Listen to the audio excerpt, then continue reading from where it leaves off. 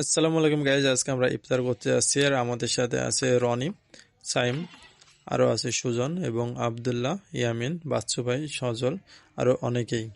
চলো যা যাক, পরে রওনা দিব। এই যে টাকা, আমরা 2 টাকা নিয়ে রওনা দিলাম।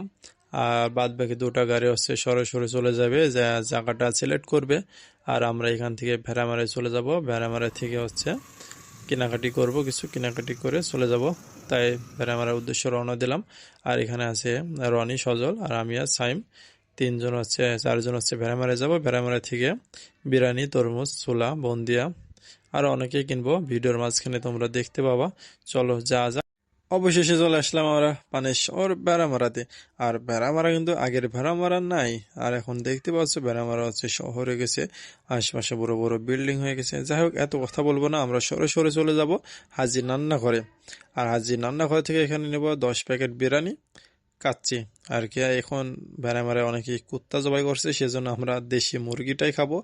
আর ব্যাপার না, যে যার যেটা ভালো লাগবে সে সেটাই খাবে, নো প্রবলেম। এখানে রনি আছে, সাইম আছে আর আমি আর সজল আছি। যাই হোক, আমরা এখন চলে যাব ছোলা বুন্দিয়ার উদ্দেশ্যে। আর আমরা ইতিমধ্যে চলে আসলাম এখানে। ছোলা, বুন্দিয়া, আলুর চপ, বেগুনের চপ, চিংড়ির চপ আর অনেকে পেঁয়াজি এইসব কিনবো। কেনাকাটি করে আমরা তরমুজ কিনবো, তারপর রওনা দেব ইফতারের উদ্দেশ্যে। আমরা এখন চলে যাব হার্ডিং ব্রিজ এবং পাইকশির নিচে লালন শাহ সেতু হয়ে বা সাইড দিয়ে গেলে, মানে কাছে হবে আর কি, মানে অপর সাইডে যাব।